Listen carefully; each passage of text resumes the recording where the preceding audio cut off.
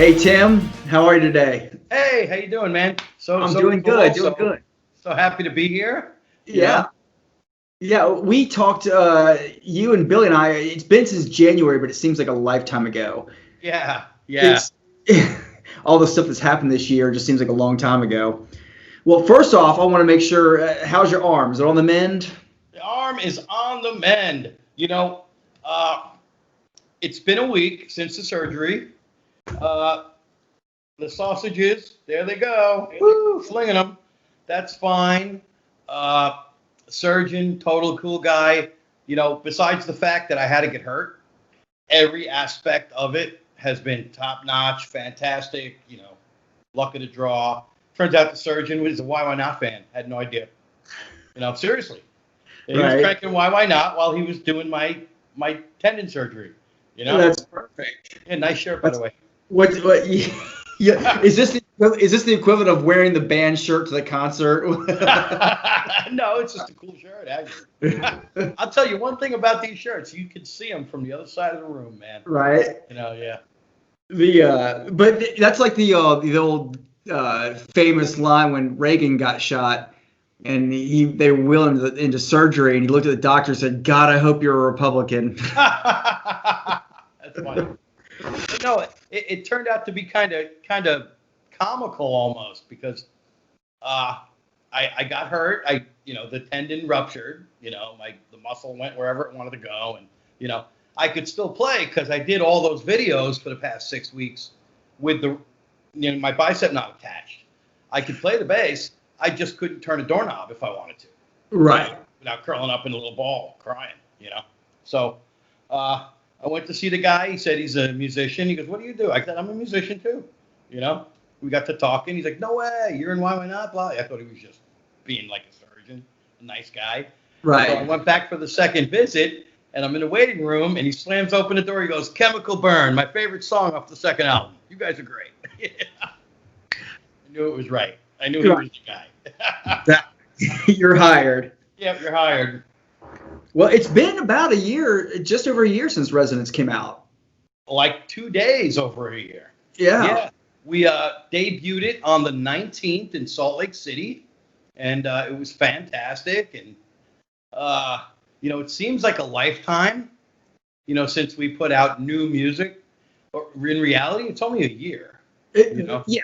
I was talking to Billy last week, I guess, and in retrospect, I was like, "Oh, are you guys working? Are you gearing up towards a new album?" And then I was thinking back, like, it hadn't even been a year. It's this pandemic. You're thinking like it's been so long, but like really, it's like, yeah, in a normal year, you guys would still be touring off the album, and it hasn't been like it's been 4 years or anything. Well, I can tell you one thing.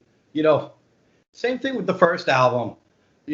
It wasn't quite a year when we released the second, and, I'm sure Billy had mentioned that we are working on the next album now. Billy's diligently hammering it away. Once his floodgates open, man, you just can't stop it. And he's just, the idea king, riff king, groove king, Right. I don't think I could have felt ass backwards into any cooler situation ever than with Billy. Yeah, he's a great musician. See, you said great musician. The guy is a great musician. Right. He is a shredder. He pulls off little things that make my hair tingle. He's incredible. His production is fantastic. And Fantastic. best of all, I mean, he's okay. Well, let's do the equation. Guitar player, number one. Songwriter, number two. Right. Shredder, number three. Okay. Right. And then out of the ordinary, he writes for the song. Right. Exactly. Yeah, he's perfect. There's only, I was thinking about that. There's only a couple places really on Resonance. There's more than that, but that jump out at me where he really just shreds it and lets it go. And it's almost hard if you've got chops like that. It's not every guitar player can rein that in. They got to like let it fly on every song, and he knows how to hold it back. I hear it all throughout the songs. I mean, if you listen, there's so much cool guitar shit going on. Oh, there is. I mean, like really, like My favorite gem is the tiny little riff at the end of the guitar solo in Run on Love. Yeah. Yeah, now go listen again and listen and go, Yeah. oh my God, that's so cool. And Oh, there's all a those million little cool parts. Yeah. and what's cool about those cool parts is, like when we were kids, I was a kid, we'd be hanging out in the station wagon cranking, the music, you know what I mean? For the 15,000th time, the same song, and hear that little nugget. And now that's our new little bullseye point on the song, and the guy writes really good stuff. I love Billy, and very happy to be involved in it. Love Rocky to death too. She's another awesome piece of the puzzle. What a great find she was. Yeah, and it's almost kind of like a universe thing, that Sure. three people who probably would never have stepped foot in the same room together at one time, actually hooked up and can create such really cool stuff. Speaking about production, and I'm going back a little bit, but you were talking about Billy and production. One thing I love about the album is, like, for instance, your bass tone it's just meaty. It's just a great, it's really just got a ton of just balls to it. It's also like a nice, it's just a nice round, fat, like warm tone, but it doesn't step over anything. Yeah, we it's work got together. Space every instrument in the spectrum. Yeah, his production is fantastic. He does it all in his spare bedroom. He did those albums on an old Mac, and we work a lot. Like when it's time for Tim to start doing his thing, you know what I mean? I'll get coffee and it'll be early on like a Saturday morning. I always record on Saturdays and Sundays. That's just how I do it, And I'll start like 6 o'clock in the morning my time, but I'll start with tone samples. Okay. This preamp, that preamp, this bass, that bass, and I'll send them like little 15-second nuggets. We'll start dialing it in. So it's not just like cookie cutter assembly stuff. Right. He really produces to each song and each moment. Yeah. Do you use a couple of the songs? I want to say maybe there's a touch more gain on your bass than there was in the first album, but yeah, we definitely did some different stuff on Resonance. We went a little nastier at times. Yeah. And because that's kind of how I would dial stuff in live. Okay. You know what I mean? I know the whole Getty, my sound, Getty sound, very similar stuff. To in a broad generalization, it is, but I tend to be a little dirtier, a little more arrogant, than that. And Billy's allowing us to, come forth and show ourselves more in the new stuff. So it's nice that you picked up on that. Like on Bully and stuff like that, really nasty and Wild Extreme, but still very musical. Yeah. Talk about musical, and I'm bouncing all over the place just because I'm a player and I just geek out on you guys' stuff, like production wise and all that. On Bully, Billy comes in with that little clean arpeggiated riff, right? And I love the genius attention to detail. Right before it slams into the slightly more overdriven riff, the last two notes of the clean part, he adds just a touch of echo to the last two notes right before it goes into the echo overdriven part to it's a segue. Yeah. And it's real subtle, but it just lets it transition to that without it just being like, throw it into reverse on the highway. It just, those last two notes, I'm like, you just do it in there right there just to transition. It's great attention to detail. I'm telling you, the guy spends thousands of hours poring over the songs. Right. And every single one of the songs can be replicated live without backing tracks and samples. You know what I mean? We all can do it.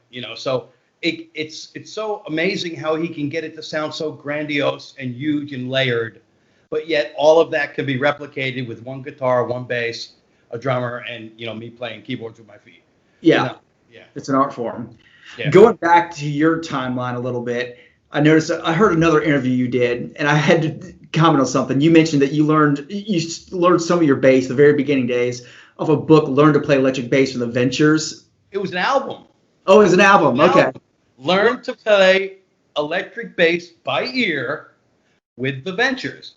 I bought it for 25 cents at a yard sale, and started it. You'd open it up. You can look it up. It's pretty cool. And it had like the earliest form of tab in the whole world, Right. And you play the record and it would tune your bass, A, B, B, stuff like that. And then I taught myself how to play La Bamba. Bum, bum bum bum bum bum bum bum bum bum bum bum bum bum. It was just so interesting, but it would play it, and then you would play it. So, maybe that's how my whole ear thing started. Because Right. that's pretty much how I play. I play by ear and hear. Well, you had to learn by ear back in those days. But what that I thought was so funny was my dad couldn't really play, but he could play a little bit, and he had an old beat up nylon string, and that was my first guitar. I took his from like his college days, and the only thing I remember him showing me was the descending riff and the lead line to "Walk Don't Run" by the Ventures. Oh, cool. Yeah, so that was one of the first things I learned. So that's what that reminded me of. But what? I've been talking so much about that album over the years. I think I got to hunt one down on eBay or something. You need to get it. Yeah, you got to put it on the wall and hang it up. Yeah, I think definitely. So. Yeah, it's all the Ventures and Gene Simmons' fault. Yeah, exactly. Talk about another early days, and I'm not aware of this history or the history of this band, but you were in a band called Hot Shot.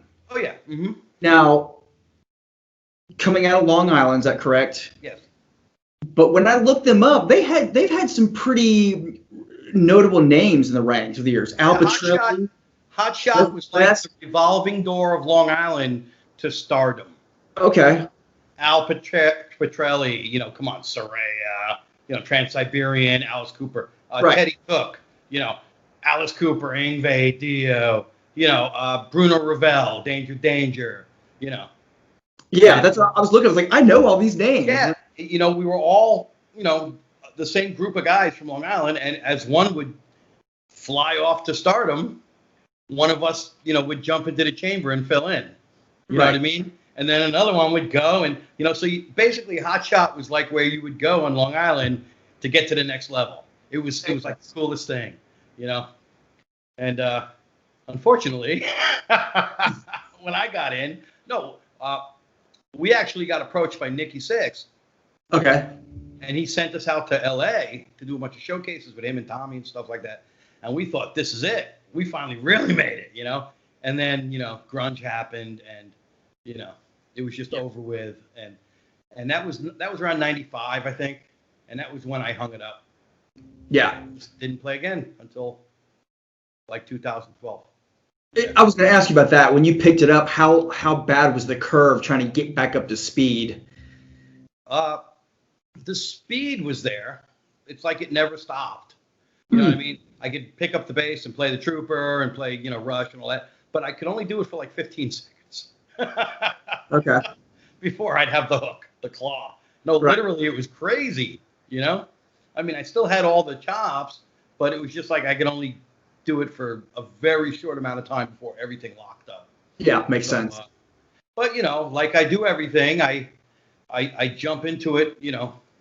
I never do it half-assed. I do it whole-assed. All the way in. And I just kept working and having fun. Because stopping, cutting music out of my life for 16 years.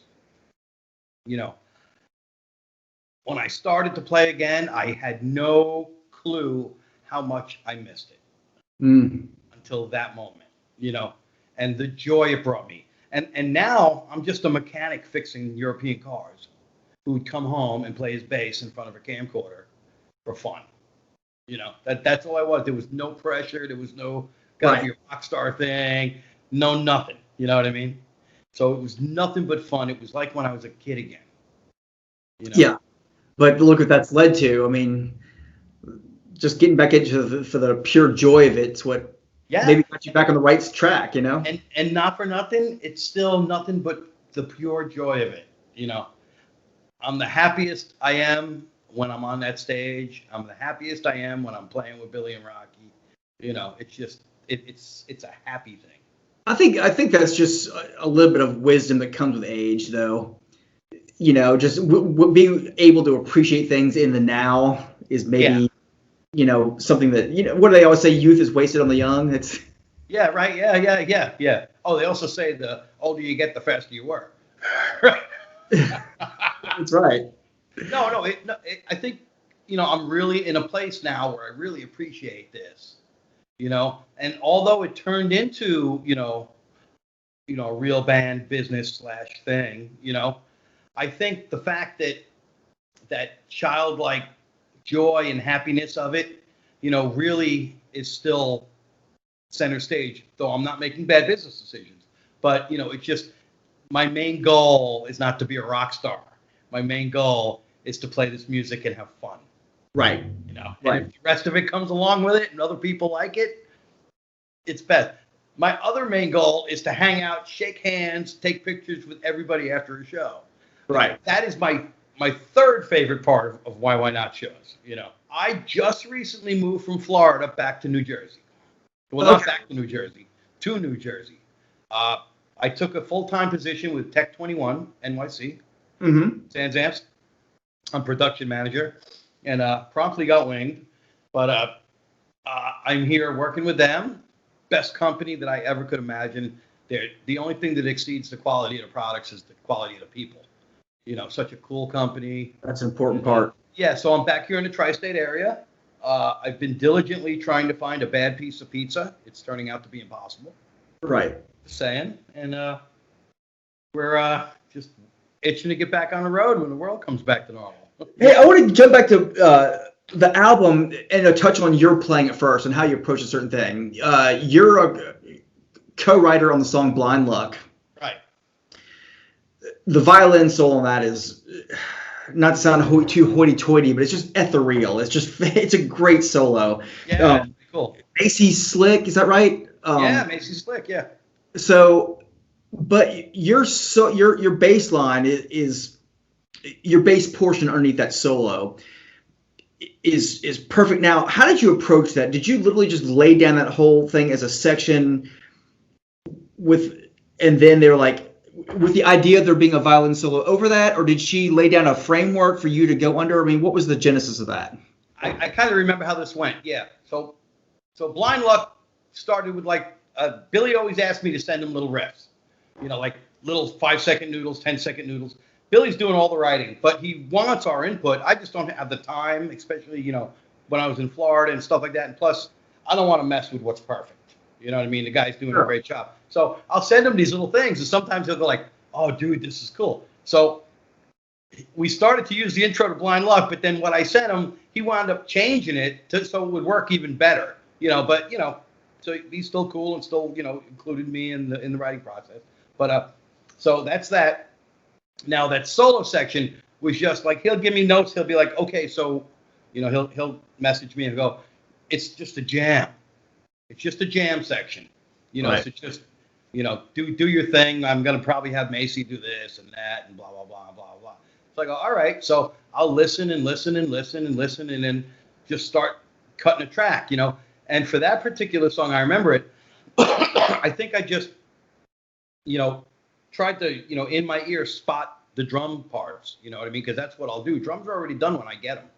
So I'll already start formulating these little riffs for each little snare and hi-hat and tom fill, you know, as if we were in the same room, And I think I ran that as a big, long thing, probably with a bunch of little taters in it, and then just cleaned it up as I went, you know what I mean? Sure. So it was very fluid, that part. Yeah. So that was definitely like a one take with some punches in it.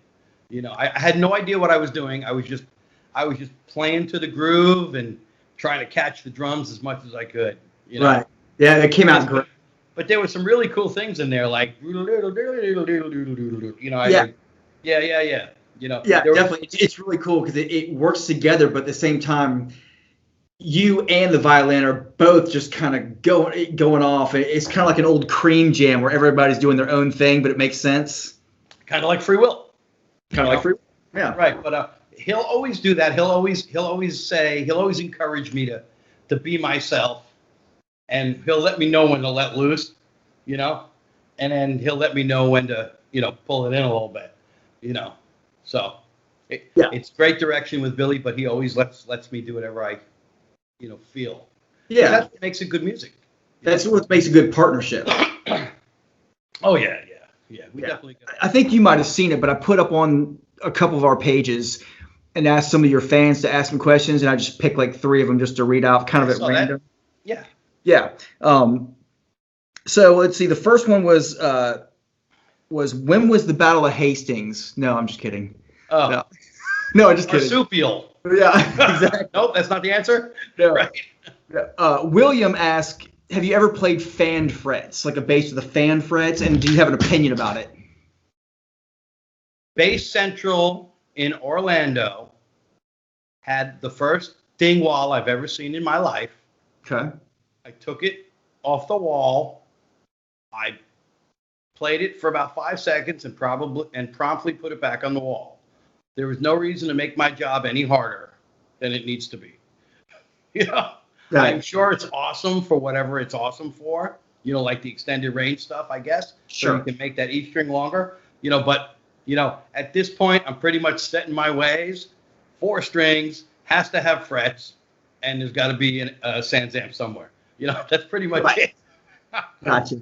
That's like you and I talked about back in January. I think you and I were talking about like influences like Gene Simmons and Steve Harris, and you were like, I got into Stanley Jordan in school days for a little bit, but then it was like, okay, back to the rock. Yeah. It's like, it's a lot of work. Yeah. Exactly. Speaking of this, but now I'm going to go off on that. That's a segue of sorts. Martin asked, did Frank Zappa's music mean anything to you as a musician? It means everything to me as a musician. Okay. Frank Zappa's work, I'm getting chills right now. There's certain things, I'm really getting chills because there's certain music and musicians that would make me feel Sure. stuff rather than, oh, wow, that's cool. That's an awesome riff. This is neat. Ronnie James Dio, his vocals would always make me feel something. You know, Rush, honestly, would always make me feel something. Frank Zappa would always make me feel something. I don't know exactly what would bring out in me, but I know that it would get my charisma just rolling for some reason. Right. And it's very interesting, and it's so unorthodox, and I love the campy tongue-in-cheek sense of humor to his lyrics. Combined with genius. Okay, right? See, now a lot of people just see it on the surface as being goofy, like a Weird Al Yankovic that could jam, but it's not. You know? Oh, no. Yeah. Right. It's it's almost like watching 2 movies at the same time or reading 2 books at the same time. There's this incredible orchestrated live instrumental along with this incredibly funny play that you're watching. You know what I mean? That have nothing to do with each other, you know. And it's just fantastic. And I like to give a shout out to Ryan Brown, Dweezil's killer drummer right now. You know, cool buddy, Why Not fan, big fan of him. So I look back, I'm like, God, I wish I'd started doing this years ago. Like the people I wish I'd interviewed over the years. I've interviewed Dweezil. Okay. And I've interviewed Mike Keneally, that used to be in Frank's band. Oh yeah. Mm-hmm. And obviously they're both brilliant in their own right. And it just makes you go, God, I would have loved to talk to Frank Zappa. Yeah. Now he probably would have been an asshole to me, but just to pick his brain just a little bit, just to get some kind of insight. But even hearing their stories, it's just a sense to get a glimpse of somebody who was in the presence of him the way he thought, and they're geniuses in their own right too. So it's just really cool to get their perspective on things. Well, yeah. That's the thing, is that the fun of it never ends. Yeah. You know, it's what it is. Yeah, it's never ceases to be like, oh my gosh, you're the guy who did such and such. You know. Yeah. I was like, I had the biggest. I think I burned a hole in your head staring at you. You know, jamming in Melbourne a year ago. You know. Totally. Isn't that funny? It's cool. It was just another great. fan, Pete, not me, a different Pete, asked, "What's your preferred bass?" And I guess he means like you walk in a room, which is the one you're usually just picking up first? Probably the jazz bass. Okay. Yeah, probably one of these specimens here. Sure. But as far as my most versatile bass, it's the jazz bass. But I just picked up that beauty, that P bass over there. Yeah. First precision bass I ever owned. Really? The 1976, and it's really got some mojo. Does it? I think it's going to be featured a lot on the next Why Not album.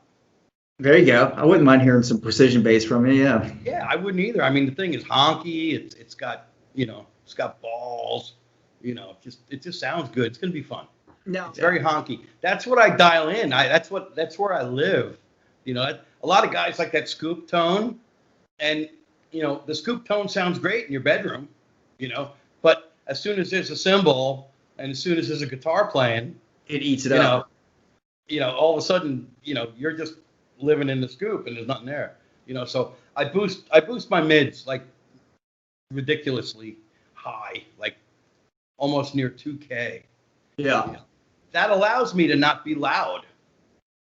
It's a perceived loudness, live especially. I don't have my amps cranked. It's loudness versus cutting through the mix. Right. Yeah. Exactly. Yeah. It's cutting through. If I was all scooped out and stuff, I'd have to crank everything up. Then there'd be too much lows and too much highs and blah blah. So we found a sweet spot that just works with YYNOT. That's great. And yeah, it does. Like I said, none of these instruments are stepping on each other's sonic territory at all. I mean, Billy's got his spot. They all interweave together, but Rocky's voice, the drums, your bass, and the guitar are all like just, and they're not stepping over each other. Sometimes you'll have cymbals will be eating up an acoustic, and you know how that kind of goes, and all that kind of stuff. But none of that happens on your two albums so far. So it's really well done. Yeah. That's Mr. Alexander, man. Right. Yep. That's our resident mixologist. Yeah. Anything else? Now I know I went over this too, but I want to make sure that everybody who's tuning in knows how to find you guys. YYNotBand.com, the social media, where they can find your stuff, the Tech 21 stuff. Yep. So I'm gonna give you a list. We got some cool stuff coming out soon. Cool. So let me blow over that real fast. Yeah. We're releasing a live EP, sort of say, but it's going to be digital. It's going to feature songs from the Resonance release show, live in Salt Lake City, all board mixes that Billy remixed, and it's going to be called YYNOT Live Bootleg. It'll be available Spotify, Amazon, Google, streaming only, but I'll send you the link. There's a pre-save link. You just click on it. You don't got to do anything. And then when, the date that it get released, I believe it's October 2nd or 20th. Forgive me if I'm not right. I know it's in October. It'll just pop up on your playlist. Sure. Painless, and then you can hear it. So that's one thing we're doing. Perfect. And then that's as Billy's writing, rest of the album, and I'm recuperating. But we're also really, really I'm going to say 90% gonna release vinyl. Oh. Yeah, it's going to be, we're going to release vinyl. And it's going to have some stuff from both albums, plus a really cool bonus track. Very cool. Right. That, and then the new album will be coming out. You're going to cover the black page all on kazoo. Woo! No. No, it's going to be YYNOT material. Okay. Trust me, it'll be really cool.